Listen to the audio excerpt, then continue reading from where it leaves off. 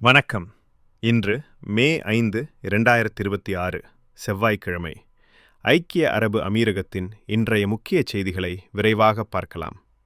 முதலாவதாக, அமீரகத்தின் வான் பாதுகாப்பு படை நேற்று இரவு ஏவப்பட்ட 12 பாலிஸ்டிக் ஏவுகணைகள் மற்றும் ட்ரோன்களை வெற்றிகரமாக தடுத்து அழித்துள்ளது. நாடு முழுமையான பாதுகாப்புடன் இருப்பதாக அதிகாரிகள் உறுதியளித்துள்ளனர். புஜைரா எண்ணெய் தொழில் மண்டலத்தில் நடந்த ட்ரோன் தாக்குதலால் ஏற்பட்ட தீ விபத்தில் 3 இந்தியர்கள் காயமடைந்துள்ளனர்.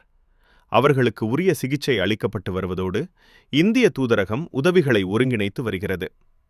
பாதுகாப்புச் சூழலை கருத்தில் கொண்டு அமீரகம் முழுவதும் உள்ள பள்ளிகளுக்கு இந்த வாரத்தின் மீதமுள்ள நாட்களுக்கு ஆன்லைன் வகுப்புகள் அறிவிக்கப்பட்டுள்ளன.